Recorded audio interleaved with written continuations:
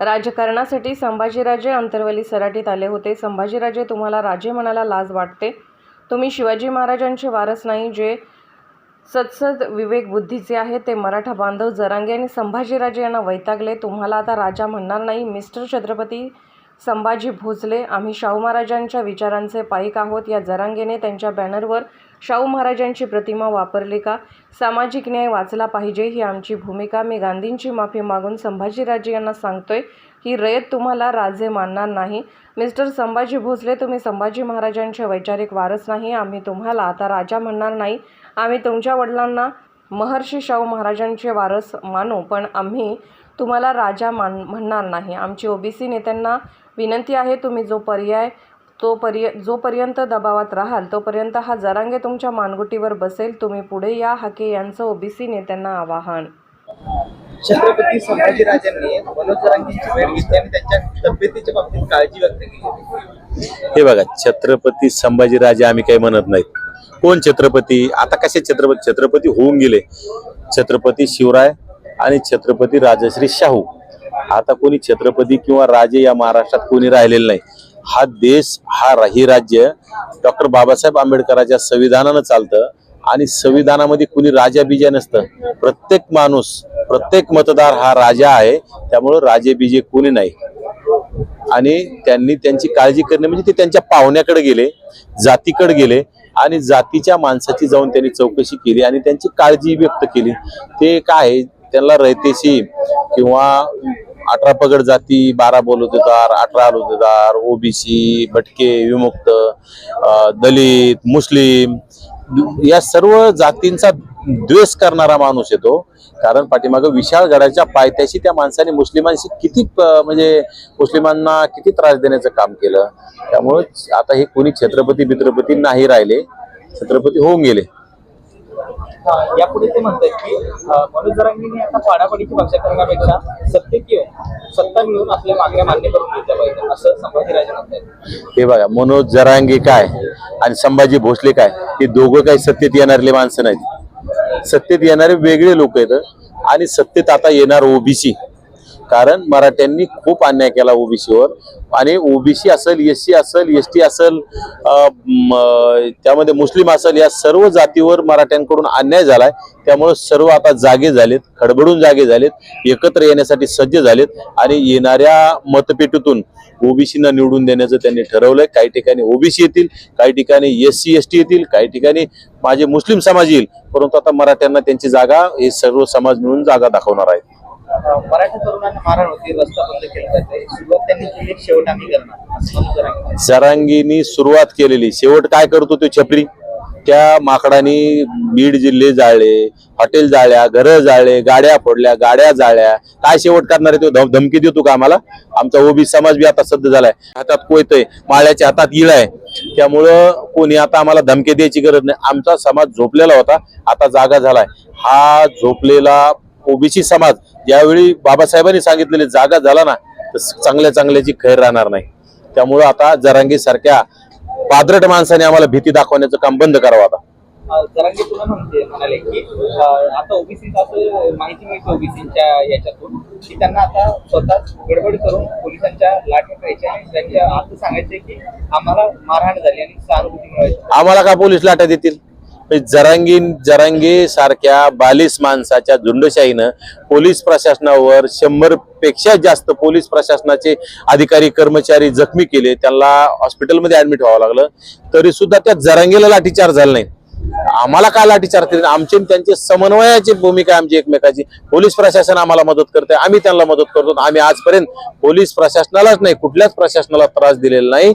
जरांगे जाणीवपूर्वक पूर्ण प्रशासनाला त्रास देण्याचं काम करतो, जातीच्या जीवावर झुंडशाही निर्माण करण्याचं काम करतो. आमदार त्यांचे, खासदार त्यांचे, पैशावले त्यांचे, म्हणून दादागिरीची भाषा बोलतोय.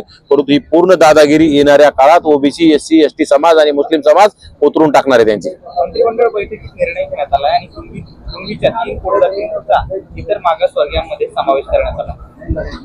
हे बघा, कुठलाही हा राज्याचा जातीवादी मुख्यमंत्री कुठलाही अभ्यास न करता निर्णय घ्यायचे निवडणुकीच्या तोंडावर मराठा समाजाला जवळ करण्याचा तो प्रयत्न आहे. परंतु त्यामुळेच त्यांनी जे निर्णय घेतले ते अत्यंत असंविधानिक आहेत. असंविधानिक निर्णय घ्यायचे निवडणुकीच्या तोंडावर आणि समाजामध्ये भांडणं लावायचे. परंतु आता ओबीसी समाज ह्या एकनाथ शिंदेला जशाच तसं उत्तर देईल आणि येणाऱ्या निवडणुकामध्ये त्यांची जागा त्यांना दाखवून दिल्याशिवाय स्वस्थ बसणार नाही. 5वा दिवस आहे सरकारशी काही बोलणं झालंय का?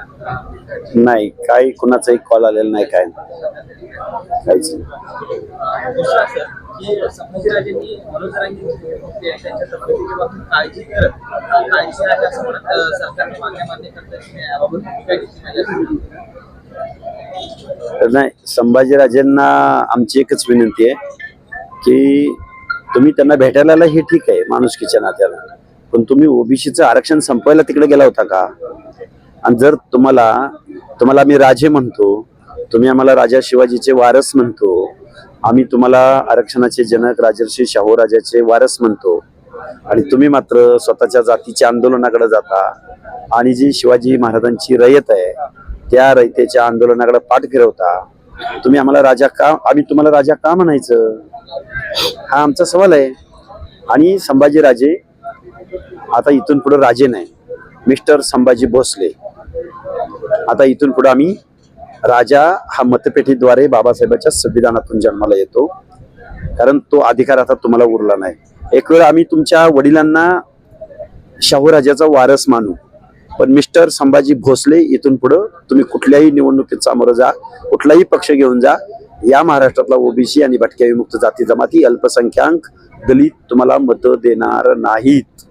तेवढी तुमची लायकी आणि पात्रता नाही. ते म्हणाले की ओबीसीचं आंदोलन जर का संविधानिक मागण्यासाठी असतं आणि त्यांच्या खरंच काही ठोस मागण्या असतात, राष्ट्र मागण्या असतात आणि त्यांच्या भेटीला गेलो असतो, मात्र त्यांच्या मागण्या फक्त आमचं आरक्षण वाचलं पाहिजे असं आम्ही म्हणू शकत नाही.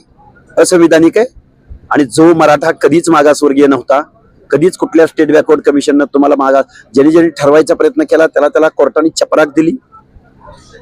काय अभ्यास आहे का भोसले? का जरांगेच्या भाषेत भाषा मिसळून बोलताय? मिस्टर संभाजी भोसले, संविधान तुम्हाला कळतं का? आम्हाला कळत नाही. त्यामुळे तुम्ही राजेपदाच्या सगळ्या मर्यादा ओलांडलेल्या आहेत. तुम्ही आमच्या रयतेचे राजे होऊ शकत नाही. आणि आम्ही असंवैधानिक वागत असू तर मी आता वारंवार परत एकदा सांगतो की विशाळगडावरती जाऊन काय केलं संभाजी भोसले?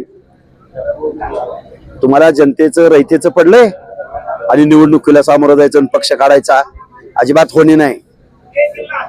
त्यांनी मनोज जरांगेला सांगितलं आता पाडापाडीची भाषा करण्यापेक्षा तिसरी आघाडी द्या किंवा नका येऊ, पण सत्तेत या आणि आपल्या मागण्या मान्य करा. आता कोण आहे सत्तेत? सत्तेत कोण आहे? जरांगेला पैसे पुरवणारे सत्तेत आहेत ना. मुख्यमंत्री कुठे आहे? जो मुख्यमंत्री जरांगेला रेड कार्पेट घालतो ते सत्तेत नाहीत का? शरद पवार किती घरात आमदार खासदार मुख्यमंत्री उपमुख्यमंत्री किती पद आहेत? ते सपोर्ट करतात जरांगेला. मग आता जरांगे कुणाला पाडणार? ह्यांना पाडणार का? सगळ्यांना. त्यामुळे भोसले आणि जरांगे जरा या महाराष्ट्रामध्ये 50-60% रयत राहती याचं भान असू द्या तुम्हाला. ते म्हणाले की रस्ता अडवला जातोय, आपल्या मराठा तरुणांना मारलं जातंय, थोडी शांतता घ्या, आपलं आरक्षण मिळेपर्यंत शांत राहायचंय. मात्र त्यांना आता म्हणजे ओबीसींना आता काहीतरी भोंगडे करून पोलिसांच्या डोंगरावर काठ्या मारून घ्यायच्या आणि आम्हाला मारला असा भाऊ करायचे आणि सहानुभूती मिळवायची, यासाठी आता त्यांचा प्रयत्न सुरू आहे अशी माहिती त्यांच्याकडे आल्याची त्यांना. मिस्टर संभाजी भोसले जरांगे म्हणताय. जरांगे तुम्हाला कळलं पाहिजे. तुम्ही बीड मध्ये काय करत होता? तुम्ही अख्खं बीड शहर उद्ध्वस्त केलं, जाळायचा प्रयत्न केला, ओबीसी या लोकांना टार्गेट केलं. त्यावेळी गोड वाटत होत. आणि आम्ही एक दोघाला झापडलं काय तुम्हाला लगेच राग आला काय?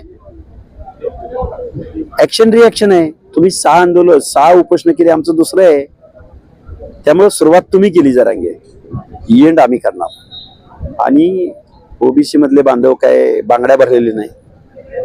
त्यामुळं काल परवापर्यंत भुजबळांना टार्गेट करत होता, आता धनगरांना टार्गेट करायच्या भानगडीत पडू नका. ते तुम्हाला सोसायचं नाही जरांगे. ते त्याच्यावरच म्हणतोय की रस्ता अडवला, त्यामुळे आम्ही जर रस्ता अडवला असता तर भुजबळांनी एफआयआर केला असता. मात्र आता मराठ्यांवरती अन्याय होतोय. तो कलेक्टर आणि एसपीचा प्रश्न आहे. लॉ अँड ऑर्डर फॉलो करण्याचा किंवा पाळण्याचा, प्रिकॉशन म्हणून काही निर्णय घेण्याचा. तू कोण आहेस सांगणारा? तू ज्यावेळी बीडला, लातूरला, सांगलीला गेला शांतता रॅली घेऊन, तेवढी शाळा बंद का ठेवल्या होत्या? ते कुठल्या कायद्यात बसत होतं? हा, त्यावेळी आपण केलं की प्रेम आणि दुसऱ्याने केलं की लफडं. वारे जरांगे,